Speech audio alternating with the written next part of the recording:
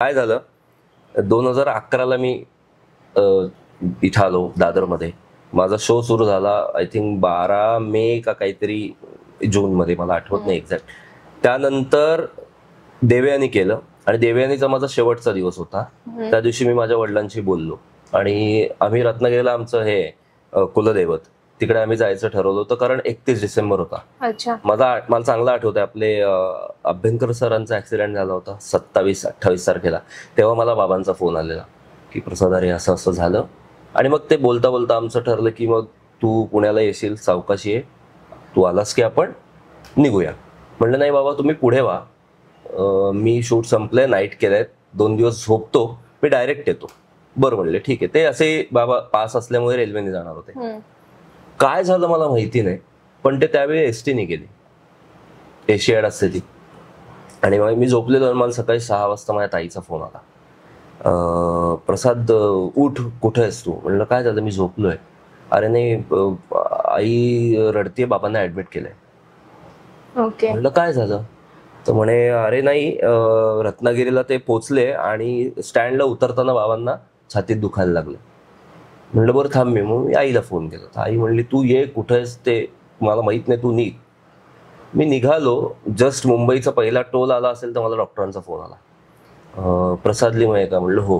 हा म्हणे तुमच्या वडिलांना हार्ट अटॅक आलाय, तर ठीक आहे, आत्ता आम्ही त्यांना ऑक्सिजन लावलाय, स्टेबल आहेत, तुम्ही सावकाश या. म्हणलं डॉक्टर काहीही करा, मी पोचतोय. मला मुंबईतून रत्नागिरीला जायचं होतं. पुढचा टोल क्रॉस केला आणि मला फोन आला, प्रसाद लिमये ना? म्हणलं हो, मी सिनियर डॉक्टर बोलतो, तुम्ही जरा गाडी बाजूला घ्या. म्हणलं काय झालंय? तुमच्या वडिलांना व्हेंटिलेटर लावलाय. म्हणलं बरं, पण म्हणलं म्हणजे आपल्याला काहीच माहिती नसतं ना हे काय आहे. म्हणलं पण व्हेंटिलेटर म्हणजे? नाही नाही म्हणले, ते थोडंसं त्यांना प्रेशर आलंय ना, होईल, काही काळजी करू नका. आणि परत 15 मिनिटांनी मला फोन आला. तो डॉक्टर काहीच बोलला नाही, तो म्हणला की लिमये तुमचे वडील एक्सपायर झाले. आणि त्या क्षणाला मी असा होतो की मी ह्याच्यावर रिॲक्ट कसं व्हायचं असतं. आपल्याला माहीतच नाही ना ह्या गोष्टी, कारण आपण ह्या गोष्टींचा कधी विचारच करत नाही की आपले वडील नसतील, आई नसेल, तर करायचं काय? तर मी 15-20 मिनिटं गाडी बाजूला उभी करून मी बसून राहिलो होतो हायवेला. मी पूर्ण ब्लँक होतो. मला कोणाला फोन करायचं काहीच कळत नव्हतं की करू काय मी आता. आणि 15-20 मिनिटानंतर मी खूप शांत होतो. मी माझा शाळेतला जुना मित्र आहे यश, तो मला भावासारखा आहे, म्हणजे आज जो मी आहे तो त्याच्यामुळे. त्याला मी फोन केला आणि मी खूप नॉर्मल होतो की यश बाबा गेले. म्हणलं काय बडबडतोयस? म्हणले यश बाबा गेले, आता फोन आलेला. कुठे, काय? मग सगळं पुढचं, मग आम्ही रत्नागिरीला गेलो, बाबांना घेऊन आलो, त्या सगळ्या गोष्टी केल्या. पण त्या दिवशी मला जाणवलं की तुमचे वडील जेव्हा जातात ना, कोणी नसतं. आणि मला वाईट ह्या गोष्टीचं वाटतं ना, बाबांची पुढची 7 वर्ष होती, जे मला ते फोनवर बोलले होते, तर 2012लाच गेले बाबा. आणि मी 2013 अर्ध 14 मी घरी होतो पूर्ण, कारण मी आईला कसं सांभाळू. त्याच्यामुळे माझं ते 1.5 वर्ष जे गेलं ना मधलं, ते जस्ट माझं चालू झालं काम आणि परत मी घरी बसलो. आणि माझी आई म्हणजे जवळजवळ, आता अचानक झाल्यावर एखादी व्यक्ती कशी उभी राहणार ना. तर तुम्हाला खोटं वाटेल, 2014ला मी परत काम चालू केलं, तर मी असंख्य वेळा नाईट शिफ्ट करून सकाळी पुण्याला जायचो, आईला भेटायचो, दिवसभर थांबायचो, परत नाईट शिफ्टला मुंबईला यायचो. असं मी खूप वेळा केलेलं आहे.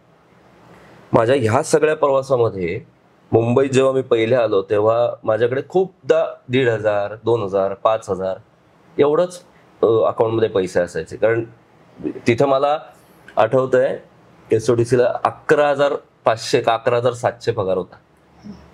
आणि त्यातनं मग भाडं, खाणं पिणं थोडे मी बाबांना पाठवायचो घरी. तर हा माझा जो भाऊ आहे यश, त्याला काकांनी दिले 500, आजींनी दिले 200, तो माझ्या अकाउंटमध्ये भरायचा. मग मला कधीतरी मेसेज यायचा, मग मी विचारायचं राहू दे रे, खायला किंवा इकडे तिकडे फिरायला होतील, ठेवत राहा. असं जे प्रत्येक वेळेला त्यांनी मला जी मदत करत गेलाय ना, ती आजपर्यंत तो करतोय. आणि मी आज जो आपण बसलो इथे, मी उभा आहे, रादर मी जो जिवंत आहे, तो त्या यशमुळे.